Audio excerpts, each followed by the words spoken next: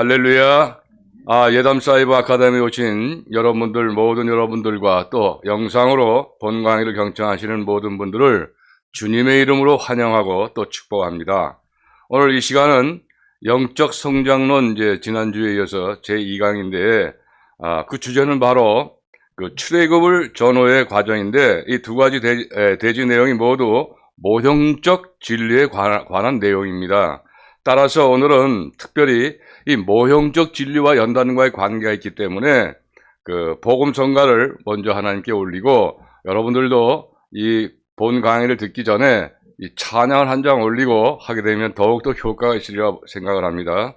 자, 복음 성가는 모두 연단과 모형적 진리로서 7절이에요. 7절인데 짧으니까 우리 침착에 찬양을 하고 시작하도록 합니다. 복음 성가 35장입니다.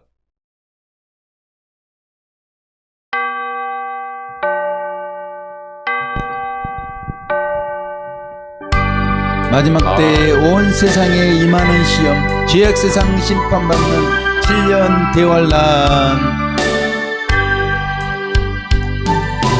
마지막 때 온 세상에 임하는 시험, 죄악 세상 심판받는 7년 대환란을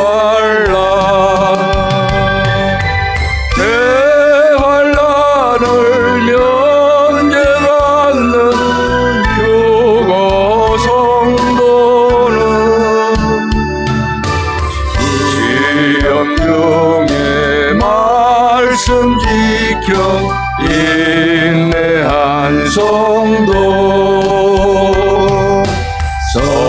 성도들아 볼 시험을 당할지라도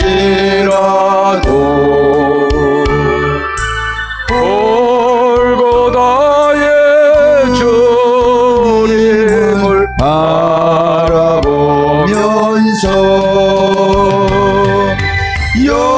영적으로 가난한 자 보혈을 위해 불 속에서 연단받은 금을 삽시다.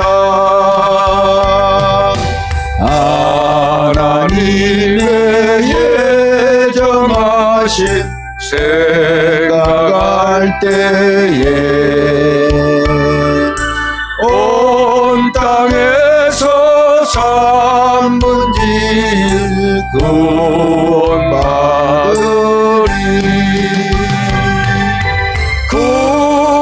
구원받은 성도들을 불 속에 던져 금같이 연단하사 정케 하시네. 출애굽한 이스라엘 광야 40년 통과한 후 가나안 땅 정복하였네.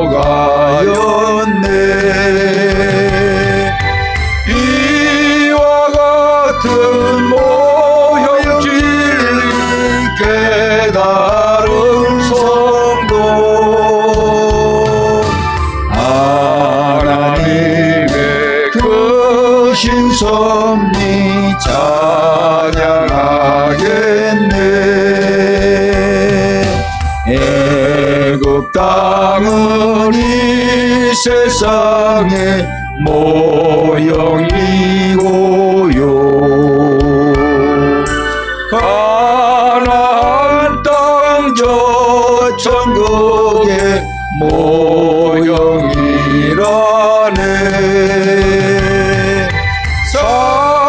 40년 광야의 길 통과할 때에 하나님의 말 말씀 지켜 정결케 되네. 아로건대 아말렉과 미디안 군대 예비하신 왕령들의 모형이라네. 휴거되는 성도들은 광야 연단을 끝마치고 맑은 물로 정결해졌네.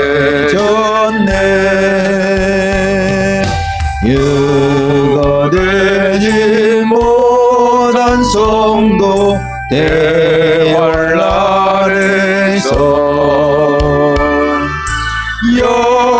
연단받아 이게 되고 정결해지네.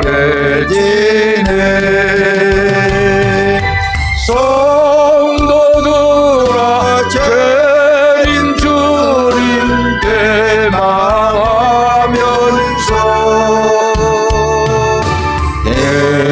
대환란을 지혜롭게 준비하여라.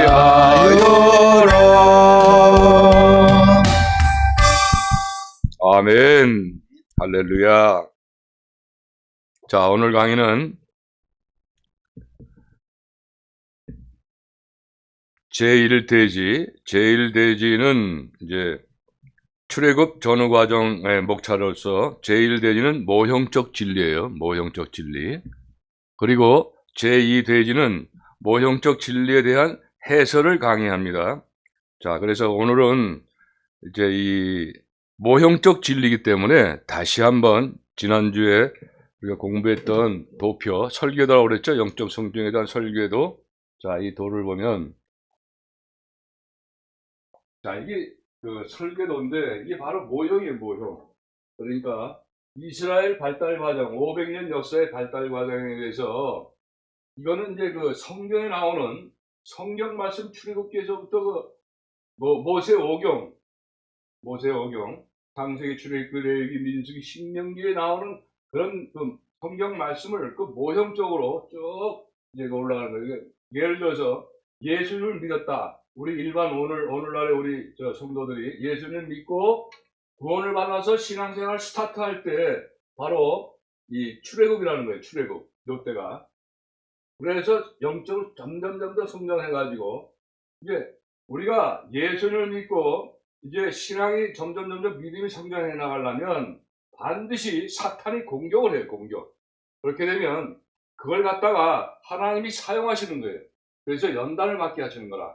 그러니까 우리 모형적 이 성장 관계를 보면 예수님을 믿고 신앙을 시작할 때 이제 1차 연단 과정이 있고 2차 연단 과정이 있고 3차 연단 과정이 있는데 이 사람이 계속해서 연단받게 되면 견뎌낼 사람이 없어요.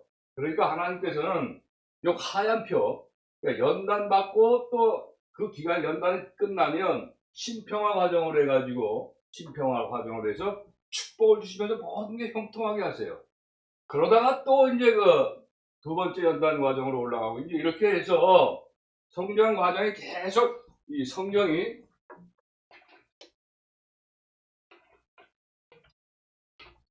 이 끝에까지 자 이제 세 차례 연단 과정을 지내서 그 다음에 1차 시련, 2차 시련, 3차 시련. 요게 바로 성경에 나올 모세오경의 쭉 그 영적 성장에 대한 성장에 올라간 믿음이 커지면 커지실 만큼 완벽 지경까지 가는 거예요. 그걸 지금 말씀드리는 거예요, 이게 성경이. 그리고 성경에서 우리 개인적인 그런 예수님 오늘날에도 예수님을 믿고 이제 연단을 받아서 또 축복도 받고 연단을 받고 축복받고 이런 과정을 통해서 거룩해져 가는 거예요. 거룩해져. 그게 바로 욥기서에서 나와 있어요. 욥기서. 자, 요 비서가 우리 개인, 오늘날의 개인 성도에 대한 모델이 모형이에요, 모형. 잘 이해하시기 바래요. 자, 그러면 이 욥기서를 어떤 신학자는 조금 뭐 이렇게 중요하게 여기지는 않는데, 우리 모형적 진리에서는 욥기서도 굉장히 중요합니다. 왜냐하면 성경도 보면 굉장히 중요하게 여기고 있어요. 자, 성경 구약성경 39권 중에서 가장 말씀을 많이 할애한 그 과목이 뭐냐면 시편이에요, 시편. 그 다음에 이사야, 예레미야, 이런 느헤미야 이런 순서로 해가지고 욥기가 42장까지 있어요. 42장.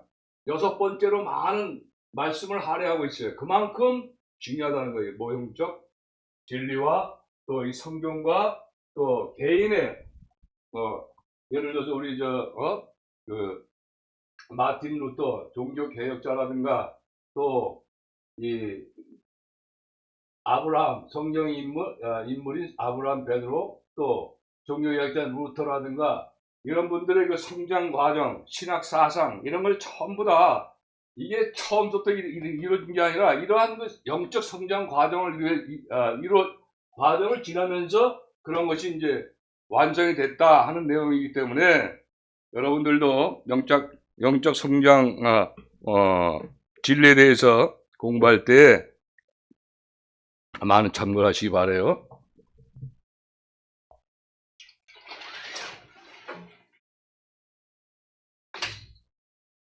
자, 제1대지로 모형적 진리입니다.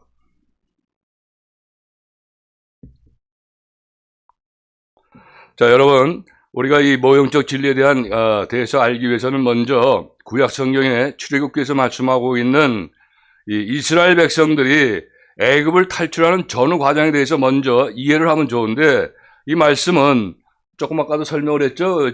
설계도와 같은 그 도표에서. 자, 출애굽기 1장에서 13장까지 말씀에 기록되어 있어요. 자, 그리고 이 과정이 바로 오늘날 우리 성도들이 구원을 받기에 그 전후 과정에 대한 모형 진리이기도 한 것입니다. 또 이 성도들이 구원을 받기에 전후 과정에 대해 이 모형적 진리를 간단히 요약을 해보면, 자, 이러한 것인데, 자, 먼저 이스라엘 백성들이 애굽에서 바로에게 탄압을 받고 있을 때 그 고통을 당하면서 탄식하는 소리를 하나님께서 먼저 들으셨다는 거예요. 시작이 그렇게 됩니다. 그리고 하나님께서는 모세를 선택하신 후에 이스라엘 백성들을 구출하는 영도자로서 애굽 땅에 파송을 합니다. 그리고 이스라엘 백성들 앞에 갑자기 나타난 모세가 하나님의 말씀을 전하기 시작하는데, 이 모세는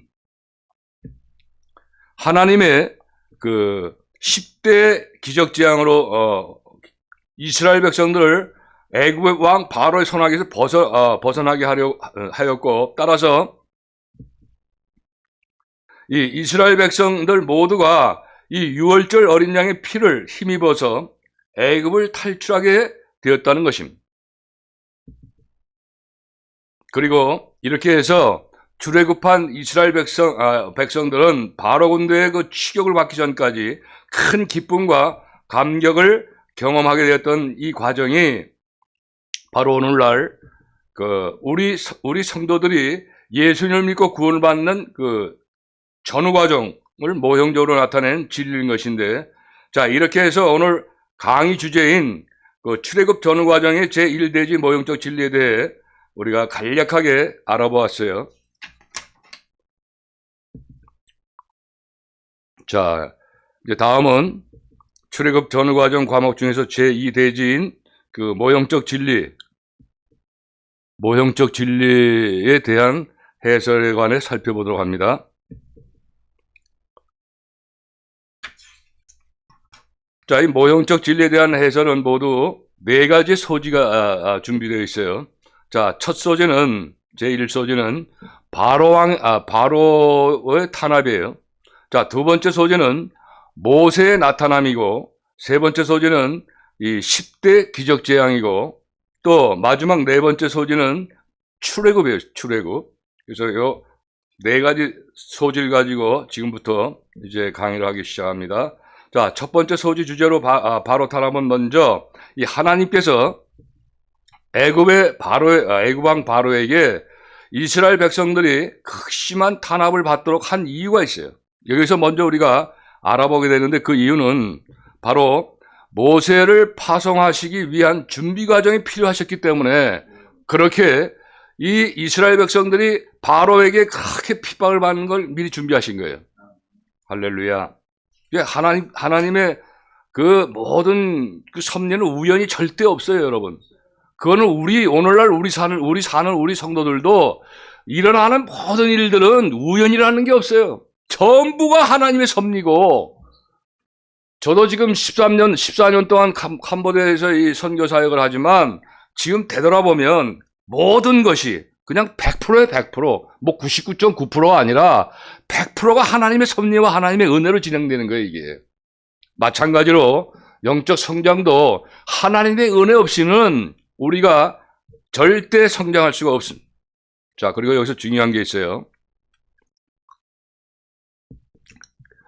여기서 이스라엘 백성들이 애굽왕 바로에게 탄압을 받으면서 탄식한 것이 바로 오늘날에서도 구원받게 될 사람들이 이 마귀에게 각종 시험이나 고통을 당하면서 이 세상에 대한 절망, 슬픔 이런 것들 겪게 하는 것과 같은 그 모형이에요, 이것도.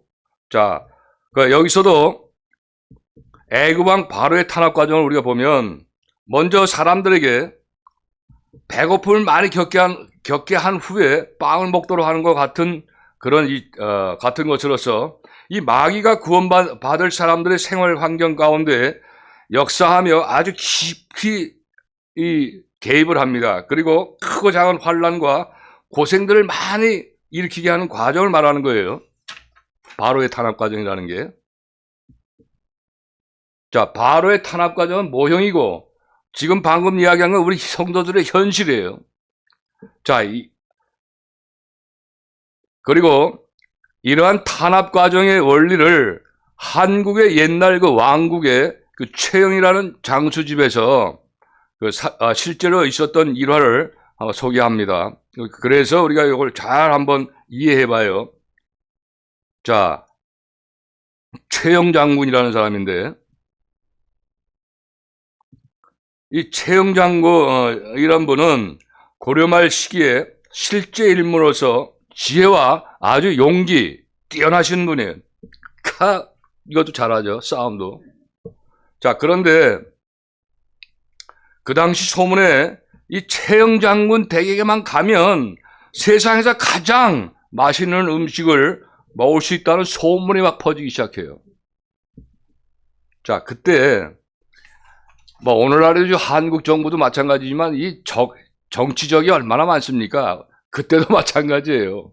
그래서 이 최영 장군의 그 정치적으로 아주 적대시 여겼던 어느 대감이 한 번이 이제 이 소문을 듣고 아니 마음속으로 이놈이 얼마나 백성들의 것을 착취했으면 그렇게 기름지고 맛있는 음식을 먹을까 그런 소문이 막 났을까 하고 이제 의심을 품고 이제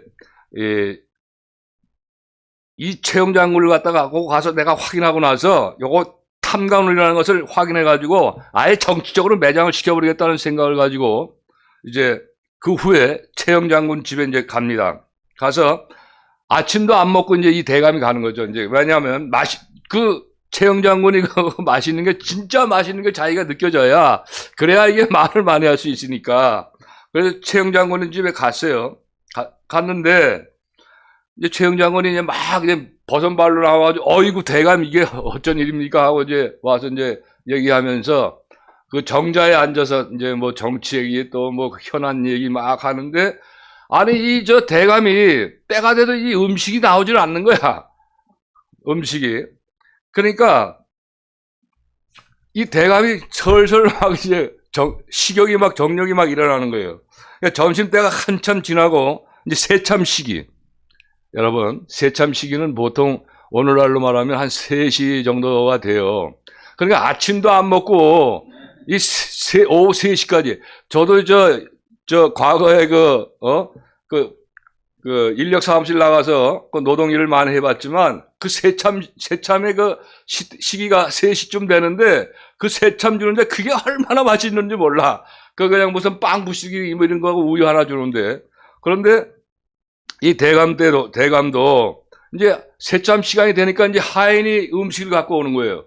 그 이제 속으로 이제 이 대감이, 야, 내가 이제 요 진수성찬을 한번 자세히 체크해서 이걸 눈독을 확실히 드러나야겠다고 생각하고 막 기대를 하고 있었는데, 와 보니까 그 보리죽하고 보리죽하고 그 동치미 알죠? 그 시원한 동치미. 그게 이제 놓여 있었던 거예요. 그때 이 대감은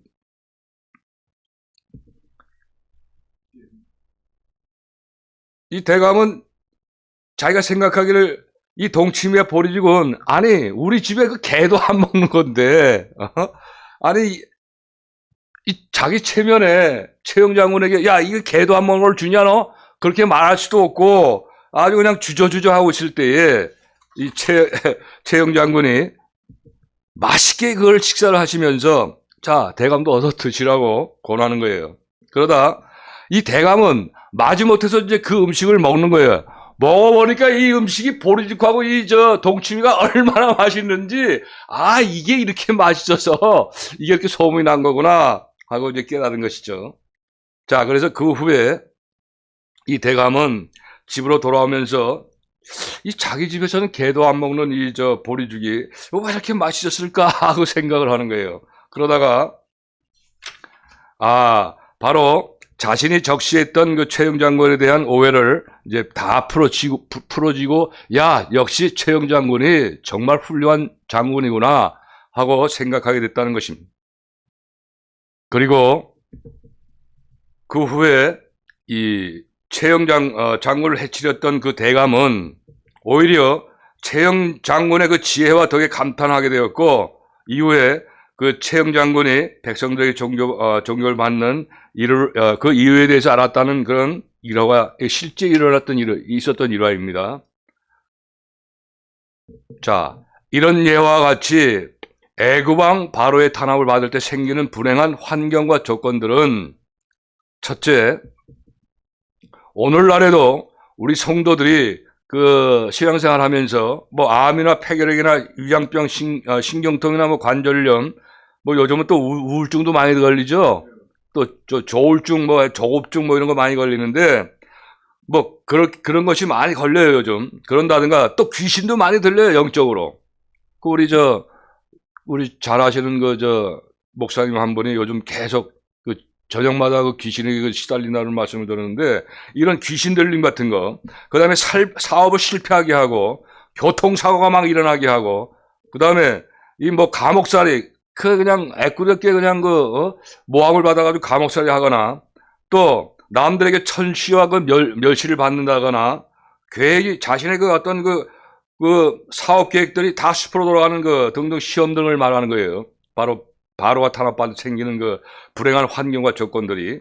그리고 다음은 이 여러 가지 환란이 성도들의 생활 환경 속에 나타나서 마음이 공고해지거나 또 무기력함이나 낙심과 절망에 빠지기도 하는 상황을 말하는 것이에요. 바로의 탄압을 받는다는 것이. 그리고 이와 같은 그 불행한 환경과 조건들을 허락하신 하나님의 섭리가 있어요. 특별히 우리 신앙인들에게 또 믿는 자들에게 그 어떤 불행이 닥치는 것은 결코 우연이 아니에요. 섭리의 섭리. 그러니까 하나님께서 사탄을 사용하시는 거예요. 욥기서에도 보면 하나님이 사탄을 사용하시는 거 보시잖아요. 그죠? 자, 그래서 이것들을 통해서 사람들을 약해지고 또 낮아지게 하는 거예요. 그리고 심령이 가난한 상태로 만들고 겸손한 마음으로 복음의 진리의 말씀을 그대로 받아들인 거예요. 자, 우리가 배부르고 뭐 이렇게 모든 게 형통하고 하면 하나님의 말씀이 안 들어와요, 귀에. 그러나 이러한 시련과 이러한 그런 고난을 통해서 하나님 말씀이 꿀같이 다는 그런 말씀을 여러분들 많이 체험했을 거예요. 이런 과정입니다, 바로. 자, 그리고 이와 같이 성도들이 바로의 탄압을 받을 때 받을 때 두 분의 성인과 한 분의 현역 목사님을 예를 들겠어요. 불행한 환경과 조건들. 먼저 이 성경의 핵심 진리를 기록하신 그 공영복 성인은 그 희귀병인 강직성 척추염이 1964년도에 그분이 18살 때 발령했어요. 그리고 1966년 10월 6일 20살 때부터는 아예 누워서 지내게 됩니다. 그리고 이 썬다싱 성인은 불의의 사고로 인해 그의 나이 14살 때에 어머니와 형을 잃게 돼요.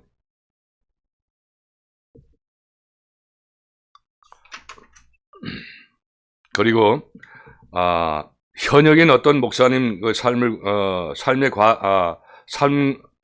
과정을 바로의 탄압 과정과 한번 연관시켜 보면 이 목사님은 바로 왕중왕 TV를 운영하시고 전 세계 강력한 그 성경의 핵심질 증거자로서 쓰임 받는 분인데, 자, 그런 분이에요.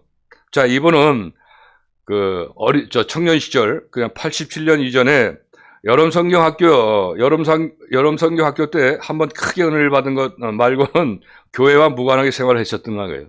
그때 당시는. 그리고 이제 중학교 2학년 때, 그때는 처음으로 교회 생활을 시작했던 것이죠. 그러니까 이분이 모태 신앙이 아니라는 거예요. 그 점에 관점을 두세요, 여러분. 그리고 이제 대학 시절, 93년, 94년도 대학 시절에 CCC 대학생 선교단체 활동을 하게 됩니다. 그리고 94년 9월에서 96년 11월에는 이제 군대를 가게 되는데, 군대에서 성경을 일독하고 예배는 거의 참석하고 내부반에서 성경 공부 모임까지 만들어요. 그러다 보니까 그때 내부반이나 이런 그 같은 동료들끼리 별명을 붙는데 목사라는 별명을 붙이는 거죠. 그런 과정이 있었다는 거예요. 그리고 이제 제대를 하고 나서 96년 12월부터 97년 4월까지는 학빌버그에 막노동을 했다는 것이죠. 여러분, 이 막노동 요거 잘 기억하세요. 여기 바로 고난의 환경을 몰아넣으면서 연단시키시는 과정이에요. 저도 하나님께서 이 캄보디아 선교 사명에 있어서 이 현장에 나가서 이런 거 일하면서 일하는데 얼마나 힘든지 아십니까? 막 땀이 막 줄줄 나고 하는데, 그런 과정 속에서 하나님의 은혜를 체험하니까 이게 정말 더 열정적으로 선교 생활을 할 수 있었다는 거예요.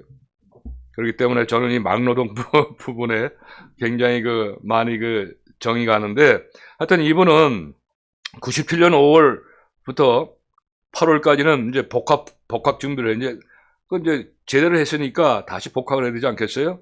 그래서 이제 예비역들과 함께 있었던 카이스트가 준비가 되는 유일한 목표였었는데, 이제 그 목표가 상실되는 거예요. 잘 뜻대로 안 되는 거예요. 이거 하나님이 마귀를 통해 사용하시는 거예요.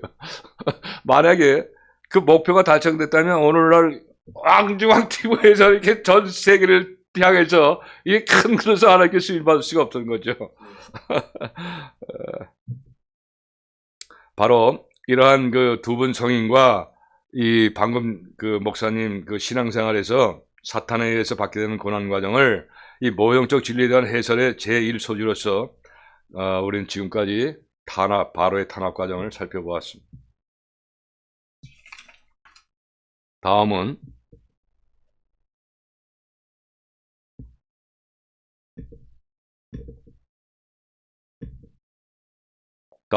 모형적 진리에 대한 해설의 두 번째 소지로서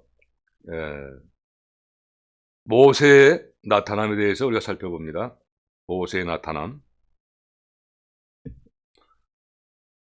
자, 먼저 바로의 탄압으로 고통받던 이스라엘 백성들에게 모세가 나타나 하나님의 말씀을 전달해 준 것은 오늘날에도 마귀의 탄압으로 말미암아 불행을 당하고 있는 사람들이 이 성령의 감동으로 복음 진리를 듣고 은혜를 체험하게 되는 것을 상징하는 것이에요. 자, 그런데 여기서 모세는 바로 복음 전도자가 아니고 전도를 받을 때 역사하시는 성령을 상징해서 말씀하시는 거예요. 그리고 여기 우리 도표에서 보면 모세의 나타남이 있었죠. 이 모세의 나타남은, 여기서 모세는 사람을 통해서 전도를 받게 되는 것만이 아니라 전도를 받는 사람들의 심령 가운데 확실한 성령의 감동을 나타나게 경험을 가리켜 말하는 것인데, 바로 이 모세의 나타남이라고 하는 것은 이렇게 그 성령의 역사가 시작되면서부터 성도들이 출애굽할 준비를 하게 되는 것을 말하는 것입니다. 그리고 이 단계를 통과할 때 이 특별한 신비 체험을 하면서 성령님의 그 인도하심을 받는 사람도 있게 돼요. 자, 모세의 나타남을 체험한 그 신뢰를 보면, 먼저 그 박영문이라는 그 성도는 자기에게 큰 해를 끼친 그 사람에게 복수하려고 기다리는 중에 갑자기 자신의 영혼이 육체에서 이탈돼서 입신함으로써 천국과 지옥과 심판대를 체험하게 됩니다. 이로 인해서 자기 자신이 얼마나 큰 죄인인가를 깨닫게 됩니다. 그리고 사람들은 강하고 특별한 신비 체험을 하면 대부분은 자신의 영적으로 깊은 경지에 도달하는 것으로 착각을 하게 돼요. 그렇게 하기가 쉽게 되지만, 이와 같이 성령께서 감동하시면 처음으로 받을 때에 바로 입신하는 경우가 생기는 거예요. 자, 이 입신하는 게 우리가 하고 싶다고 해서 입신이 되는 겁니까? 천만의 말씀. 하나님의 은혜로. 자, 그리고 우리가 사도행전 9장 3절에서 9절까지의 말씀에서도 보면, 이 사도 바울도 다메섹으로 가는 도중에 처음으로 밝은 빛 가운데 나타나신 예수님을 뵙게 되는 체험을 하게 됩니다. 자, 이때부터 체험하고 난 이 사도 바울은 이때부터 예수님을 통해서 그 내려오시는 성령의 역사가 시작되는 거예요. 성령이 막 성령 세례라기도 하는데, 모세의 나타남은 바로 이것을 모세의 나타남을 체험한 것이라고 말할 수가 있는 거예요. 또 뭐 조금 아까 소개했던 어떤 목사님의 그 모세의 나타남의 경우도 보게 되면, 이 목사님은 98년 7월 달에 UBF 예배를 통해 들었던 말씀 가운데 나를 쫓으라, 너희가 먹을 것을 주라 하는 그 음성으로 하나님의 음성을 듣게 돼요. 그거에서 성령께서 부르시게 받은 것을 깨닫게 된다는 것입니다. 바로 이러한 성도들이 성령 세례 체험을 모형적 진리로서 모세의 나타남을 알게 되는 거예요.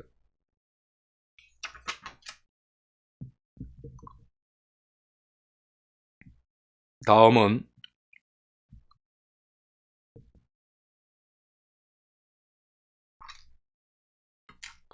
모형적 진리에 대한 해설 제3소지로서 10대 기적재앙에 대해 살펴봅니다. 이 10대 기적재앙은 이제 하나님께서 그 모세를 통해서 애굽 왕 바로의 앞에 가서 10가지 기적을 일으키셨던 그 말씀인 거예요.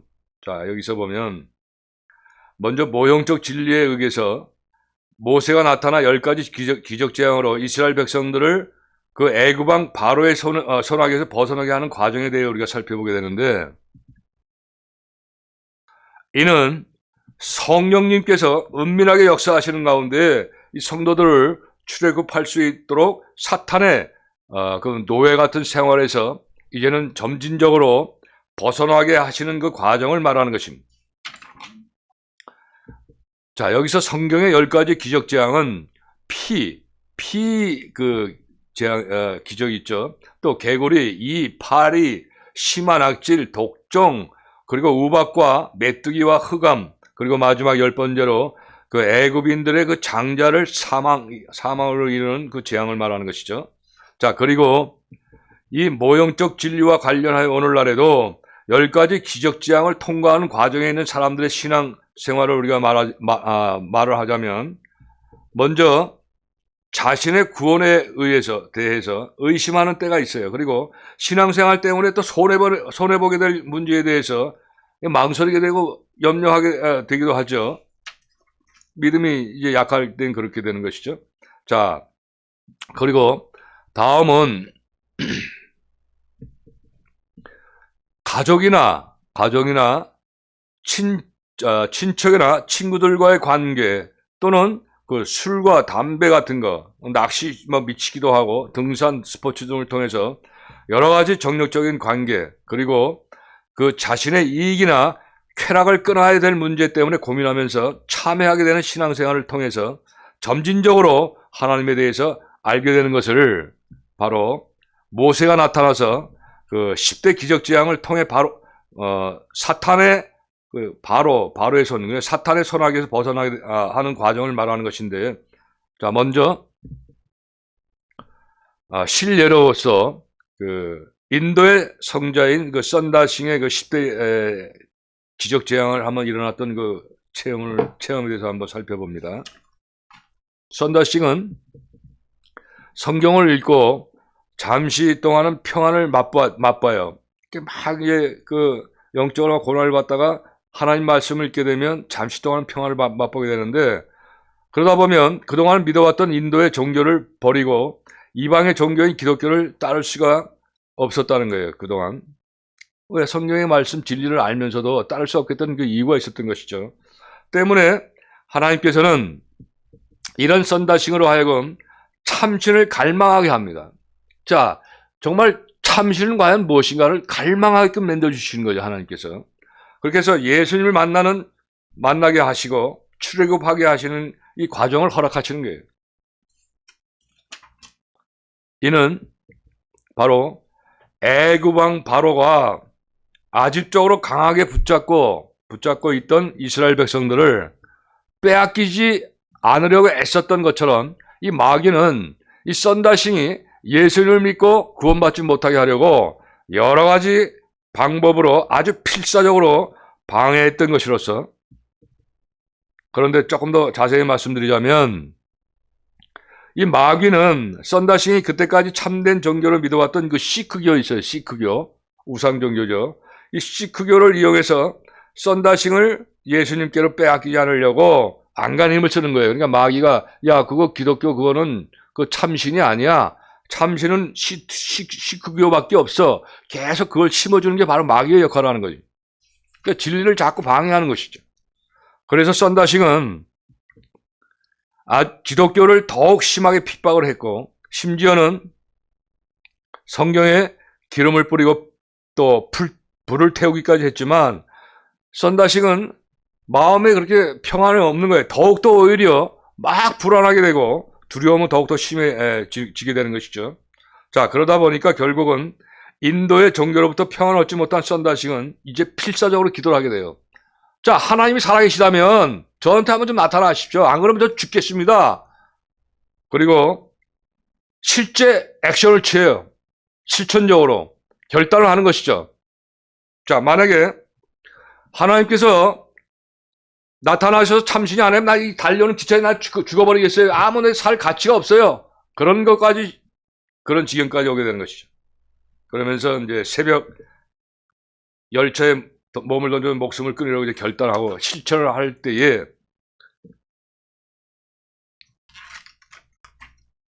이 마귀는 이 과정을 통해 선다싱이 출애굽하기까지 시크교와 기독교의 교리를 중심으로 수많은 혼란과 실망을 겪도록 그 성난 풍파를 일으켰지만, 성령님께서는 선다싱의 10대 기적재앙의 과정을 통하여 참되신 예수님을 구주로 영접할 수 있도록 준비하신 거예요.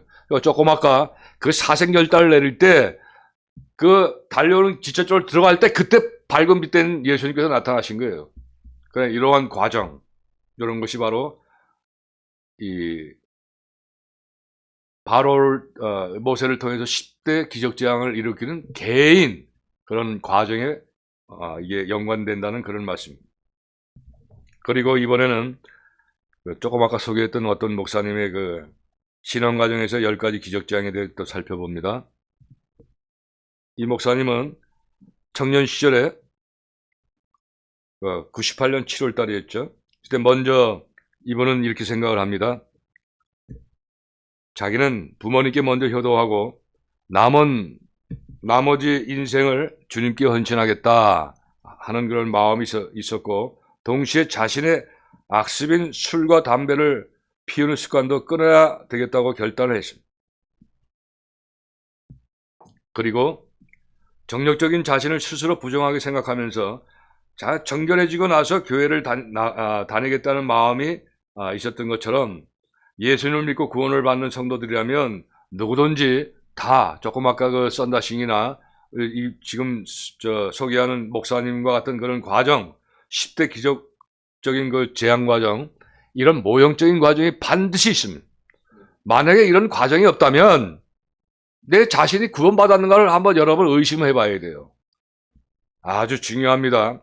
제가 이 영적 성장을 첫 강의할 때도 그 중요성에서 여러분들 말씀을 드렸지만, 여러분, 사람이 그 어린아이가 그 자라서 세월이 가면서 뭐 음식 먹고 자라면서 육체로 겉으로는 어른이 됐지만, 그 영혼적으로, 이 마음적으로 이 모든 생각하는 거 이런 게 어린아이 그대로 있으면 이게 어떻게 되는 거예요? 똑같은 이치예요. 그래서 우리는 반드시 예수님을 믿고 믿음이 성장하는 과정이 반드시 있어야 돼요. 자, 이렇게 해서 이제 다음 모형적 진리에 대한 해설의 마지막 소지인 출애굽에 대해서 알아봅니다. 먼저 이 출애굽에서 이스라엘 백성들이 유월절을 지내고 출애굽하는 것은 바로 오늘날 성도들도 이 어린 양 예수님의 보혈의 은총으로 구원받게 됨을 상징하는 것을 말하는 거예요. 그러니까 이스라엘 백성들이 유월절을 지내고 장자를 마지막 기적 재앙인데, 그때 어린 양 예수님의 그 피를 문설주에 바르면 그걸 타고 넘어갔잖아요. 그죠? 바로 그 어린 양 예수님, 바로 보혈 은총을 상징하는 거예요. 그러니까 그때나 지금이나 모형적이나 지금 우리 성도들의 그 과정, 영적 성장하는 과정은 다 똑같다는 게 모형적을 끼워서 설명할 수가 있다는 그런 말씀입니다. 그리고 출애굽, 즉 성도들이 이 구원을 받을 때 성령님의 그 역사로 나타나는 그 다양한 체험에 대한 신뢰가 있어요. 모두 5가지인데, 첫 번째 그 신뢰는 그 성도들이 예배 드릴 때 설교를 들으면서 성령님의 감동으로 확신과 기쁨을 얻기도 하는데, 대부분의 성도들은 이때 성령 충만함을 경험하게 돼요. 그리고 출애굽, 즉 구원받을 때 성령님의 역사로 나타나는 그 다양한 체험의 그 신뢰. 두 번째는 이 성도가 은혜 받기를 간절하게 갈망하다가 기도원이나 부흥에 참여하죠. 또 이런 장소에서 그 말씀을 듣고 성령께서 이 깨달음을 이제 허락해 주실 때에 풍성한 성령님의 은사를 받게 돼요. 이건 누구나 다 있는 일이에요. 그게 성령께서 임재하시게 되면 제일 먼저 나타나는 현상이, 여러분, 회개를 하게 되는 현상이 나타나는 거예요. 그래서 진리라는 거예요. 그래서. 자, 세 번째, 어떤 성도들은 혼자 기도를 하거나 철학 기도를 하거나 또 찬송을 부를 때 또는 주님을 아주 간절하게 갈망하며 다닐 때, 그러면서 갑자기 성령의 감동을 받고 그 벅찬 은혜를 체험하기도 해요.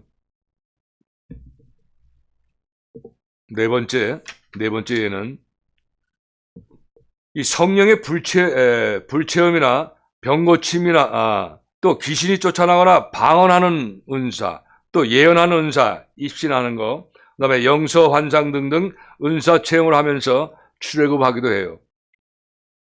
여러분들은 좀 특이한 분들이죠. 자, 마지막 5번째로 이 성도들의 그 좋은 간증을 듣거나 성인들의 전기를 읽고 감동을 받으면서 출애굽하기도 해요. 그러니까 출애굽하는 거는 성도들마다 그 취향이나 그 사람 적성이나 이런 거에 따라서 다 달라요. 자, 다음은 이제 그러면 여러분 그 유명한 그 프랜시스 성자, 그 RCC의 프랜시스 성자 그 출애굽에 대해서 한번 우리가 분석해 보도록 합니다. 그 아시스, 그냥 처음서부터 이분이 성자된 게 아니죠. 출애굽한 과정이에요. 그걸 잘 들어보십시오. 어느 날 이 프랜시스는 프랜시스의 친구들은 프랜시스를 위로하기 위해서 연회를 베풀려고 초청을 했을 때 이 프랜시스는 내가 갈까 말까 이제 망설이다가 결국 가게 됐다고 해요. 그런데 이 연회 그러니까 그 연회가 진행되는 동안에 다른 친구들은 뭐 축제 분위기 들떠 있어요. 그러나 이 프랜시스는 착잡한 심정으로 내적 갈등을 겪게 되었습니다. 자, 바로 이것이 성령께서 역사하시는 거예요. 시작하시는 거예요, 이제. 그래, 다른 친구들은 그냥 뭐 노래하고 막 이렇게 막 축제 분위기 있을 때 프랜시스는 맹맹한 거예요. 그게 바로 성령께서 입시나 들어오시 시작한다는 그 첫 번째 단계죠. 자, 그리고 이 프랜시스는 연회가 끝난 후에 거리로 나오면서 다른 친구들과 멀리 떨어지게 돼요. 그러면서 자신이 가치 있는 삶을 찾을 수 있도록 도와달라고 간절한 마음을 갖게 해요. 이게 바로 성령께서 주시는 말씀이겠죠.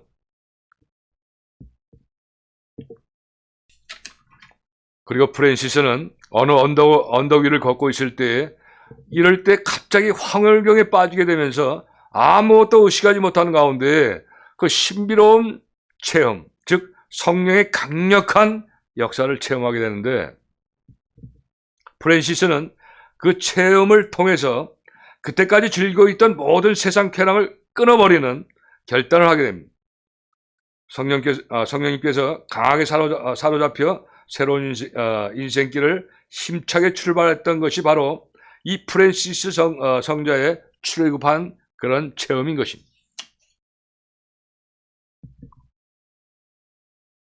그리고 바로 군대의 추격을 받기 전까지 출애굽한 성도들의 신앙 상태를 우리가 살펴보게 되면 바로 풍성한 은혜와 뜨거운 사랑과 큰 기쁨과 확신 그리고 성령 충만 등을 체험하게 되는 상태를 말하는 것이에요. 모세의 나타남을 경험할 때부터 출애굽할 때까지 그 기간은 성도들마다 다 틀려요.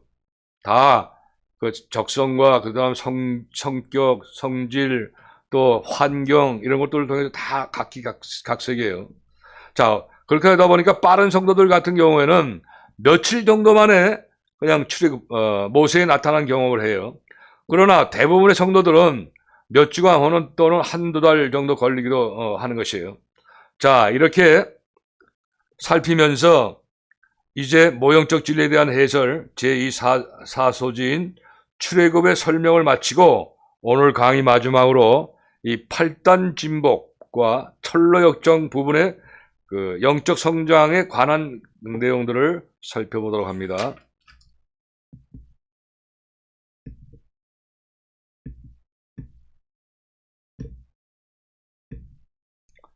자, 8단 진복. 먼저 8단 진복은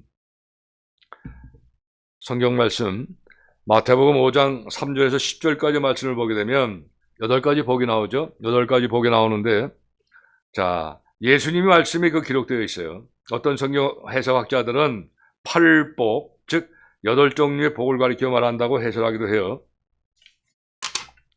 그리고 또 다른 성경 연구가들은 성도들이 이 성령의 인도함을 받으면서 신앙생활을 시작할 때부터 예수님의 형상을 완전히 담기까지 8단계를 통과해야 한다는 8단 진복으로 해설하기도 하는데 여기서는 영적 성장에 대한 진리를 증거하고 있기 때문에 8복보다는 8가지 축복보다는 8가지 단계의 복으로 나누어진 8단 진복을 더 중요시하려고 해설하려고 합니다. 우리 그 설계도에도 바로 8단 진복이 나오죠. 설계도에도.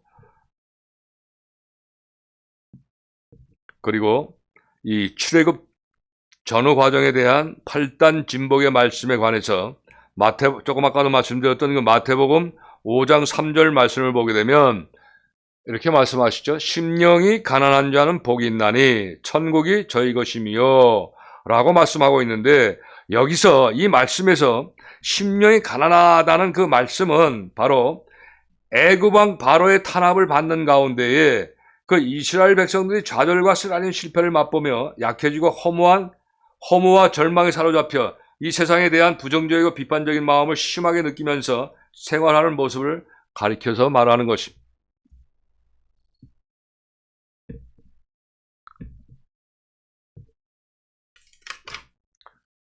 다시 말씀드리자면 심령이 가난하다는 말씀은 바로 애굽왕 바로의 탄압을 받고 있는 이 사람들이 수많은 시험과 고통을 당하면서 이 안목의 정욕과 육신의 정욕과 이생의 자랑, 요한일서 2장 말씀에 나오죠. 자, 이 이생의 자랑을 만족시킬 만한 희망은 보이지 않고 도리어 이 세상에 있는 모든 것들이 무가치하고 허무하고 절망적으로 느껴지는 마음이 가득하는 것을 말씀하시는 것입니다. 그리고 주님께서 천국이 저희 것이며 라고 하신 말씀은 주님께서 모형적인 그 애굽왕 바로의 탄압을 받으면서 심령이 가난해진 사람들에게 보혜사 성령님을 보내주셔서 그 회개하도록 하며 또한 복음 진리를 믿고 출애굽 즉 구원을 받는 체험을 하게 해서 천국에 대한 믿음과 소망을 아주 풍성하게 하시는 것을 가리켜 말씀하시는 것이로서 주님의 팔단진복 말씀으로 성도들의 초기 출애굽 과정을 나타내시는 것입니다. 다음은 철로역정의 출애굽과의 그 과정입니다. 이 철로역정은 제2성경이라고도 하죠. 존 버년의 이 철로역정이라는 책은 17세기에 영국의 성자 존 버년이 성경을 중심으로 하여 그 성도들의 영적 성장에 대한 진리를 자신이 먼저 깨달아요. 자신이 먼저 깨달고 체험한 것을 쭉 책으로 바탕으로 해서 그 문학적으로 그 저술한 책인 것입니다. 그러니까 이 책은 수많은 사람들에게 감동을 주고 영적으로 큰 유익을 얻도록 하기 때문에 제2성경이라고 불려지기도 합니다. 그런데 이 철로역정에 나타난 출애굽 전후의 과정을 살펴보면 거기 주인공이 이제 기독도가 나와요. 이 기독도가 성경을 통해서 자신이 살고 있는 장망성이라는 이 장차 망하게 될 것이라는 이 장망성이라는 것은 뜻이 장차 망하게 될 것이라는 건데 이 진리를 깨닫게 되죠. 그러면서 고민하면서 방황하다가 전도를 하는 사람을 만나게 돼요. 그리고 복음 진리를 듣고 나서 큰 기쁨과 감격을 느끼면서 이제는 내가 장망성을 떠나서 천성을 향해 천국을 향하게 되는 과정까지를 일컬어서 오늘날 성도들도 바로 이 예수님을 믿고 처음 신앙생활 즉 믿음 생활을 하는 초기 과정을 철로역정의 모형적 진리로 적용을 시키는 것입니다. 이해가 되시죠? 자, 이제 오늘 강의 끝으로 공부한 철로역정을 우리 정리해 보면서 강의를 마칠까 합니다. 우리는 지금까지 철로역정 책 내용으로 철로역정에 나타난 출애굽 전후 과정에 대해서 살펴보았고 오늘날 성도들의 구원을 이루는 과정이 이스라엘 백성들의 출애굽과 적용되는 출애굽 전후의 과정의 모형적 진리와 또 모형적 진리에 대한 해설을 바로의 탄압과 또 모세의 나타남과 이 10대 기적재앙 그리고 출애굽 8단 진복과 철로역정에 대해서 우리 모두 다 자세하게 우리 살펴보았습니다. 자, 모두들 수고하셨습니다. 저는 다음 주에 영적 성장 제3강의로 다시 찾아뵙도록 하겠습니다. 수고하셨습니다. 감사합니다.